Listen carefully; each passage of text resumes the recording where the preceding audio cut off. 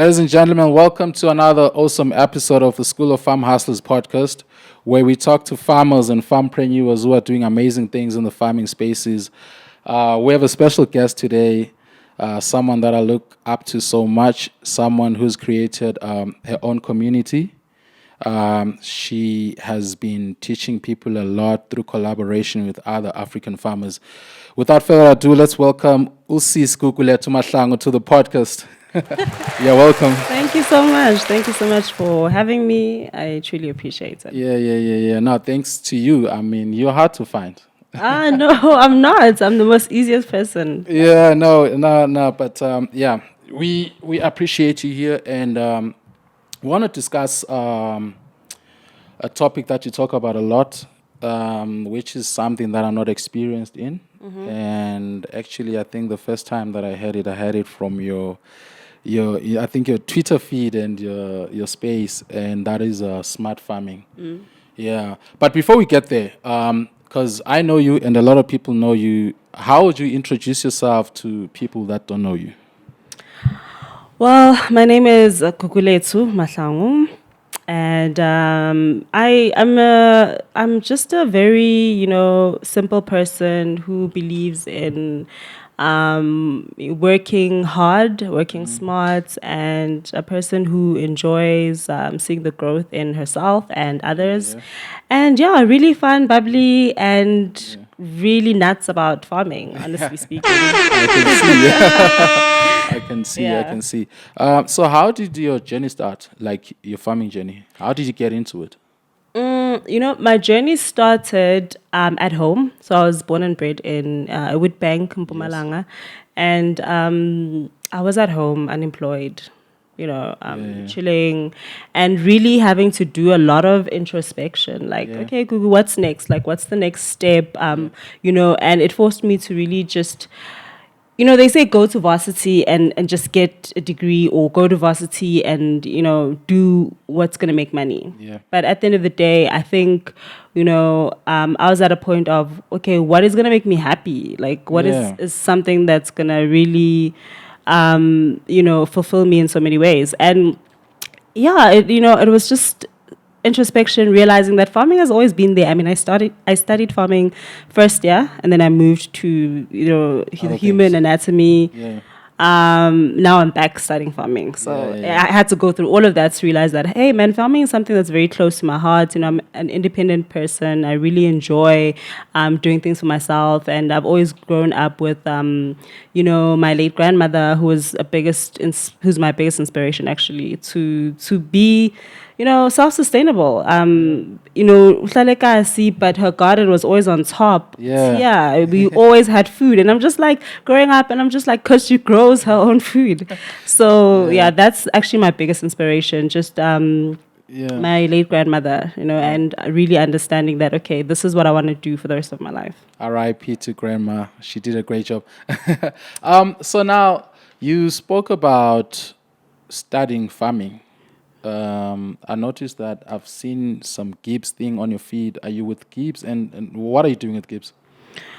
So I'm actually studying 2 courses. I'm doing my final year at UNISA, doing agricultural sciences, focusing on plants, obviously. And then with Gibbs, it's a course that's sponsored with Gibbs and AGCO and Cerealis and Harper Adams University. So I was the lucky chosen one to do this course for a year. So that's what I'm doing with. That's a farming course, right? It's an African agribusiness qualification. So they training the next young agribusiness. Yeah. And talking of farming and agribusiness, we're gonna get to that. But I also wanna. So like I said, I've been following you for a while, and I've learned a lot of things, from your panel and the people that you interview, almost on a daily, right? So I noticed that you started off as a crop farmer, right? Yeah, I did. Yes. But now I see you talking about smart farming a lot. So I want to understand what smart farming is, because I think the first time I heard that term, I actually heard it from you. like I Oh, said. okay. But it's interesting. I mean, these Yeah. days there's smart cars, smartphones, smart cities. Exactly. So it makes sense to actually have smart farming. What is smart farming? Smart farming is basically about data collection. It's about using the Internet of Things. It's about using technology to Yeah. make sure that your farming operation is more efficient and you're maximizing your production. Okay. So it's focusing on making sure that you have optimal yields. It's making sure that you're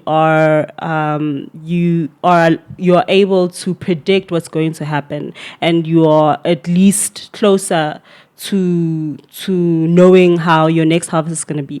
So with smart farming, we don't use a lot of land. Okay. So I know land is a big issue big in this issue, yeah. country. Yeah. It is a big issue. So with smart farming, one of its solutions is that, but you don't need so much land to be commercial. Yeah. So it's focusing on a small piece of land. It's climate smart, and you use technology. So you use cool things like sensors. It's able to tell you, how your soil is doing, how your water is doing, if you're growing in water like we are currently doing. Yeah. So it's efficient. It's about, you are almost sure that you're gonna get this amount of yields, unlike maybe traditional farming where you're relying on Mother Nature. You're relying on a lot of aspects. So with smart farming, it's more controlled.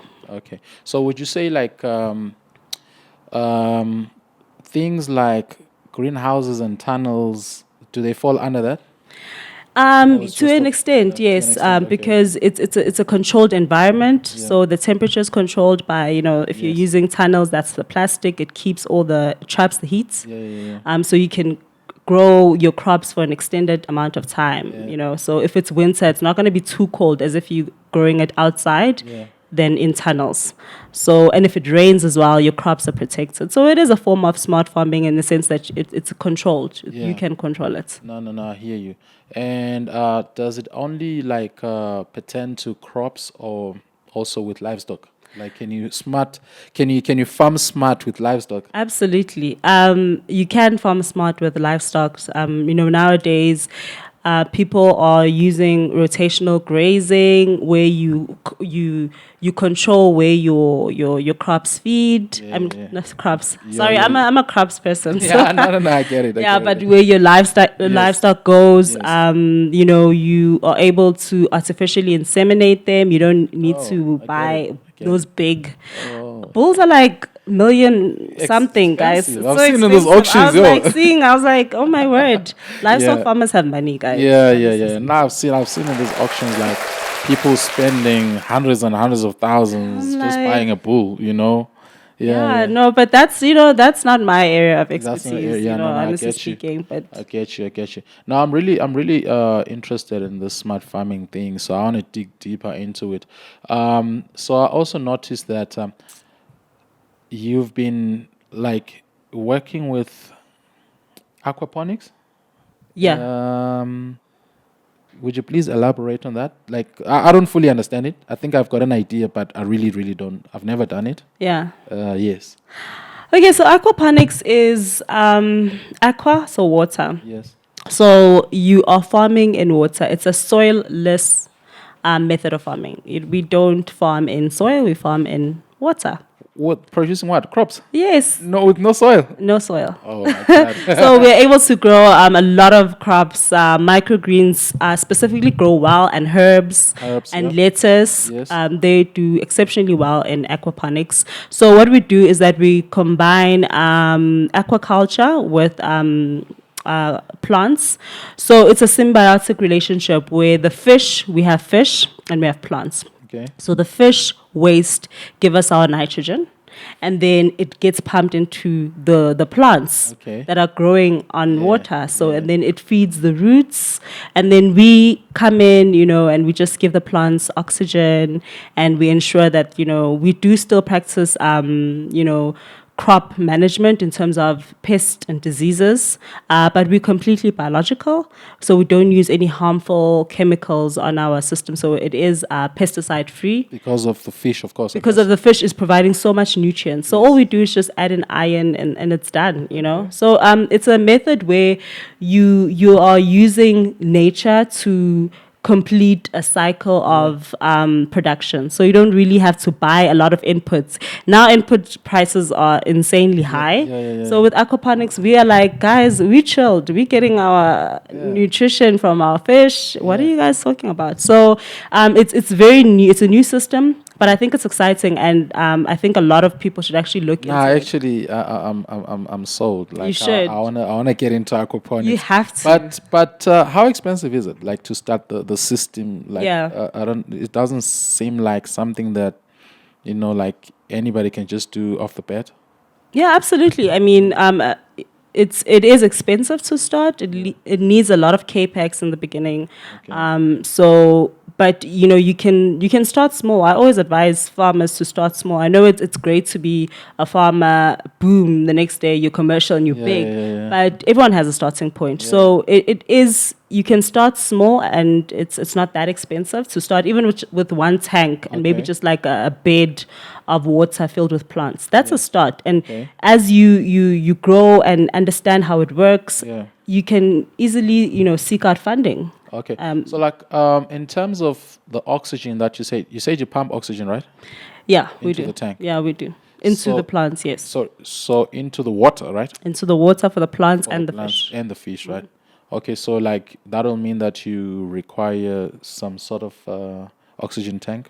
Yeah, absolutely. So we do have an oxygen tank on the farm, and it's supplying our water with dissolved oxygen that the fish need. Okay. So it's a whole, it needs a lot of tech. Yeah. It does. Yeah. So you do need an oxygen tank, and you know, we're living in South Africa. You need a generator, you need solar panels. Load shedding. So because your system has to continuously be running. Yes. So that's something that you need. So the investment in it, especially if you want to be commercial and big, is expensive. You might need assistance. You know, if you have that money, great, good. But you might need assistance just to start. But that doesn't mean that, you know, you have to start big with oxygen, you know, tanks and all of that. You can just start pretty small and grow from there. People will be attracted to what you're doing, trust me. So it's not going to be hard for you to get funding. And I also think, like you touched on the issue of land. So I don't think with aqua farming you really need a lot of land, like you had said. It falls under smart farming as well. But I still want to understand, like, so with the fish and the lettuce, let's just say lettuce. So the fish, don't they eat the roots of the thing? No. Okay, so let me actually break it down, right? So the fish are in its own tunnel. It's very separate to where the vegetables now are. I understand. So it's a whole system of the fish are in their own tanks and they're producing waste. Now I understand. Yeah, so then the waste is collected via pumps, it gets sucked, and then it goes into a whole process of mineralization so that we can extract the... So it has to go through that process. The nitrogen, yes. And then it goes into our plant. So it's a system. Yeah, you know, smart farming is a system. So you're working and ensuring that your system is continuously running, and that's where the agri-tech comes in. You don't need to be there. Go on holiday. Have a life, because you know that your business is still running. So that's the cool part about it. I mean, I like that. And actually, I want to ask this type of questions because, like, I don't want to ask certain questions and not ask things that people out there really want to know. Because I actually thought that the fish are in the same pool and the lettuce is right there on top. No, there is a system like that, but we don't. We're using DWC, which is deep water culture. So our system is designed in such a way that you know, our fish and our plants are separate. But there's so many methods to smart farming. I mean, there's hydroponics, there's NFTs. Yeah, that's what I want us to talk about actually now. Hydroponics. I'm not in hydroponics. No, but you do know a few things. Okay. So like hydroponics. What's hydroponics? Hydroponics. Based on what you understand, Hydroponics is the same as aquaponics, but it's just the plants. For us, it would just be focusing on the plants. Oh. So you're still growing in water, but you're not getting your inputs like fertilizers from your fish. So you don't have the fish department. Okay. You just have your water, so you'll just need to supplement the nitrogen. Now you'll have to go buy it. Yeah. And then, now I get supplement all the nutrients that your plants will need to grow. Okay. Yeah, so that's the only difference. Learning a lot today. No, I hear you. Yeah. Now the thing is, a lot of people want to get into farming, but we don't have a lot of places with the information. Like even these universities don't give us the direct information that we need. So I appreciate people like you with your movement. It's called Farmspaces, right? Yeah, hashtag Farmspaces, hashtag Farmspaces Africa. Okay. Please go like it, guys. Yeah. So let's talk about Yeah. that for a minute. Like, when did you start with that movement? Farmspaces is actually going to be a year next month, and I realized that recently, and I was mind blown because, when I started Farmspaces, Twitter has just released their Twitter space. Yes. I remember that. And time. I remember attending, Twitter Spaces, and people were really having fun with it, and people were playing 30 seconds. I think I joined a space with people with 30 seconds. Yeah. But I was like, how cool is this to have everyone here and we're all interacting? Wow. So then I was like, no, but let's maybe speak about farming because, as you mentioned, that a lot of people don't have information yeah. or rather practical information that's really going to assist them. So I'm like, but I follow so many amazing farmers, Yes. so how about they actually come in this space and Yes, tell yes, us yes, what they're doing? Yeah. So that's actually how I started. Wow. And it has grown, Farmspaces. yeah. Like it has grown. I see you with a lot of people. Like you run it almost how many? Like almost every day sometimes. No, I actually run it once. I used to run it twice a week, but that was taking too much of my time. really? So I was like once a week. So I run it every Thursdays at 6 p.m. Oh, Thursdays at 6 p.m. Okay. So there you have it, guys. You must check out Farm Spaces on Twitter. Please, What's the please hashtags do. Farm Spaces, right? Hashtag Farmspaces, hashtag Farmspaces Africa. And they must follow you on Twitter as well. What's your handle? Gugulethu _CM. Okay, Gugulethu _CM. Yeah, that's me. Now, interesting. The Farm Spaces, and I noticed that you talk to people from all over Africa. It's not like just people here. Yeah. And why are you collaborating with people from all over Africa in terms of your farm spaces? Well, that is a very good question because I have had people ask me that almost all the time, like why, Africa, because, but then I realized that farming is actually a universal language. It is, actually. It's a universal language. No matter where you go, farming practices are pretty much the same, just maybe the climate is different. Yeah. But then with Africans, I saw it as a way of uniting Africans together, just bringing us together. And I realized that so many Africans have like this, ocean of knowledge. Yes. And, they are so science driven, in understanding agriculture. So they give the most elaborate description of what they're doing. So I really enjoyed attending their spaces, and I realized that we could all work together and learn so much from each other. So I love working with Africans. I mean, I've worked with guys from all over Kenya, Zimbabwe, Uganda, Namibia, Tanzania, wow. Congo, Nigeria, Nigeria. And I'm just, I just love the vibe that we're all coming and we all understand what we are speaking about. It doesn't have to be, you don't have to be a South African farmer to not understand a Nigerian farmer's perspective and advice. So I saw it as an opportunity for us to really come together, grow together. We all want to grow as Africans. We all want to be commercial farmers one day. We all want to leave a legacy. So I was like, this is it. Wow. Yeah. That deserves an applause. I mean, so are you not like, I've seen, your farm spaces has grown so quick in such a short period of time. Do you realize the impact that you have? Like I'm telling you, like I came across you there. You know what I'm saying? Yeah. Like, I think you just launched it, or maybe, I don't know, but I came across you on Twitter and I was like, this person, I mean, who is this person? Then I checked you out. And so you must understand that I'm not the only one who's impacted by your movement. Do you understand? Yeah. like it warms my heart when you actually say it, because I'm just like, when I started it, like I said, it's gonna turn 1 year next month. I was actually in quite a bad space. Okay. Did something But positive with it. yeah, but I was like, I'm not gonna stop this. This is cool. Yeah. And I just kept going, and I realize now that Homespaces has actually helped me in so many ways, and to hear that it's also helped other people. Community. We are part of it now. I'm just like, oh my Yeah. goodness, Yeah. so I'm actually very thankful for that, and Yeah. it really is encouraging, because I just feel like, man, we all need to win. Yeah, That's no, I it. like that. That's I like it. that. I like the spirit. Now, also talking of farming in Africa in general, like I just read a stat, like Yeah.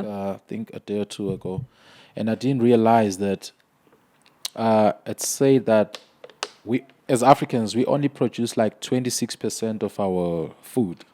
You know what I'm saying? So like the rest is import. Yep. And that's crazy in my thinking, because when you go to a shop to buy food or you buy chicken, you don't necessarily think that this thing just flew in yesterday or the day before from Brazil or from the Netherlands and things like that. So I think, as I saw that stat, I wanted to talk to you about it, because as a young farmer, I think you're also encouraging a lot of people to take advantage of the stat. I mean, if we're only producing 26%, it means there's a lot of room for young people to get into the farming industry. Yeah. Yeah, what's your take on that? Yeah. I really, and I know that the poultry guys are having a difficult time with that. Yes. It's really killing the local economy. Yes. But I do believe that there's always an opportunity, especially when you least suspect it. So with that being said, it does show that we need more farmers to be growing and producing locally. Yeah. And we need to develop a market where we are trading amongst ourselves, and we are trading amongst Africans. Yes. Because I am always, reading the news and seeing that they're predicting that Africa is going to be the world's food basket by 2050. Oh, really? I actually saw something like that as well. They were saying that, in fact, by 2030, which is like now, like 7 years, 7 years or 7.5 years. Yeah. Because we already like in the middle of the year. Yeah. So they're saying that the African market is gonna reach $1 trillion. So now that's a lot of money. That blows my mind, actually. It blows my mind. But then it shows me that there's room for more Africans to take up space, more Africans to contribute to the market. Because the more we are, the more it is that we are able to influence how the current market is. Yes. So I always tell people that farming is not something that it's not a retirement plan. It's not something that you start when you're bored. It's an actual career. Business. It's a business. Yeah. So, if more people start treating it as such, I really feel like we can make an impact, and we can, develop markets where we are able to, get profits as farmers. Because right now it is challenging, where farmers are dictated upon instead of us making our prices. People are calling shots. Yeah. People are calling the shots for us. So I really feel like there's a lot of room for growth. There's a lot of room for changes, and I'm excited about it, to be a part of it. And I'm always going to encourage a lot of young farmers to come in the industry, and let's make our mark. And also to take advantage of technology. Absolutely. Like, I mean, we don't have to farm like they used to farm back in the day, which is why the topic of smart farming is so. When I came across it, I was like, okay, this is a very interesting thing. And aquaponics is something that I think personally I'll start checking it out and studying and seeing, Yeah, but talking of those things like smart farming and stuff, I've got a question, a separate question. Okay. You see, like I say, the impact that you have with your spaces and stuff, I really think, I don't know if you're already doing it, and which is why a lot of people are always asking questions. We don't have enough people providing enough training. You know what I'm saying? Like, have you thought of creating like some sort of training for your people and your followers and people who want to really learn those things that you've learned? Absolutely, and it's funny that you asked me that because I'm actually, collaborating with one farmer and one agricultural economist, and we are working towards training and workshops because it's very great that we are giving information and it's online and you're able to hear it and access it. But I think it's better when you actually practice it in more detail. in more detail, and you get your hands dirty and you really see what it takes. Yeah. So we are working towards that. Yeah, we'll wait for that, and I'm sure we'll see it in your spaces. Yeah. when Yeah, the you'll program definitely is see up. it. Yeah, you'll definitely see Yeah, I it. really want to see a lot of farmers getting into creating programs. Me too. Because other industries are doing Yeah, that. me Other too. industries Exactly. they training We people should how be to, no different. Yeah. yeah, we shouldn't be any different. And I think also like it will help people because like when I started farming myself, I spent hours and hours on YouTube trying to and you Same. will find drips and drabs of information. Same. And then I had to go to this person and that person. And then Yeah. along the way you lose money and all of those things. Yeah. You know what I'm Been saying? there, got the T-shirt. I hear you. Yeah, Yeah. so it's much better to actually have like a what's this? Like a training. Anyway, on that note, I'm just gonna do a quick ad. This podcast is brought to you by the Farmhustler Apparel. Farmhustler Apparel is a streetwear brand that's all about supporting farmers and farming initiatives. As you can see over here, go to www.farmhustlerapparel.co.za and get yourself a hoodie or WhatsApp 0640339709. The question that I have is so I hear that there's going to be a lot of food shortages in Africa in particular. And do you think it's important for people to learn to actually grow their food, not necessarily for business, but to learn how to, to grow your own? Because I think whenever people talk about farming, they're thinking, okay, it should be big, large scale and whatnot and whatnot. What's your take on that? I think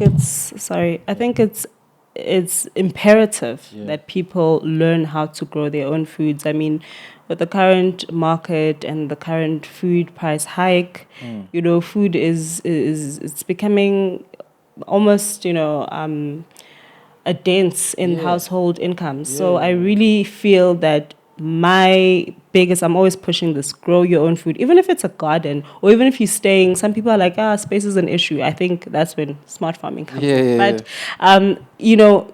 do it on your windowsill, but just get into that habit of, maybe I don't need to buy onions. Yes. I can just, cut the stem of it and just regrow it. Yes. Maybe I don't need to grow herbs. Herbs are even the easiest to grow. Yes. You just Yeah. leave them on your windowsill and you hardly water them. So I just feel that people need to get into that habit of just, creating and producing their own food, just to sustain their lives and just the current economy, guys. We just need to be sustainable. Yeah. It's all about sustainability. I've seen like some homesteaders like from America, and I actually for one have started doing that myself. So I do pig farming at the moment. Oh, Um, awesome. from time to time I do broilers, but they're kind of challenging. So I was like, okay. Anyway, so yeah, so like one of the things that I've seen the homesteaders do is they'll literally grow, say, they'll grow those two pigs just for them to take them to the abattoir and cut them into those pieces just for their household. Love that. And then they've got like you find that they've got a few chickens just for their eggs. Yeah, love that. Sustainable. Love it. I follow a lot of content creators from there because they document a lot of what they do, and I'm always inspired, and I'm just like, I personally don't see myself just depending on supermarkets when I have the ability to just grow my own food.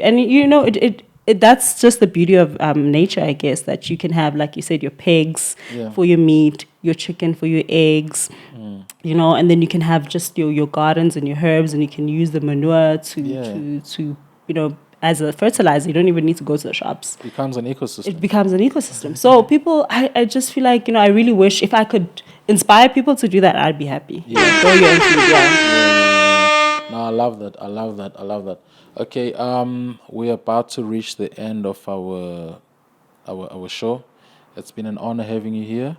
It's been amazing. Yeah. Thank you. Do we have any questions, guys? I want to open the floor. If Questions. you have any questions. we've got a smart farmer here, guys. Do you guys want to ask anything? Oh wow. Yeah. If we do have any questions, if we don't, we do. Any questions? No questions. Thank you so much. Yeah. But anyway, it's been an honor having you, and I you. can't wait to see your program. When your program comes out, let me know. Actually, what we're doing with this show is we're actually creating our own university where we want to train people how to get into farming. Absolutely. So what we're going to do is we're going to take your program when it's out. Yeah. We're going to put it in our system. And then in that way, we're going to help you reach more people. You know what I'm saying? Wow, thank you guys so much. You need to make sure that program comes out. Oh, wow. And thank at you. the same time, we're going to help a lot of people.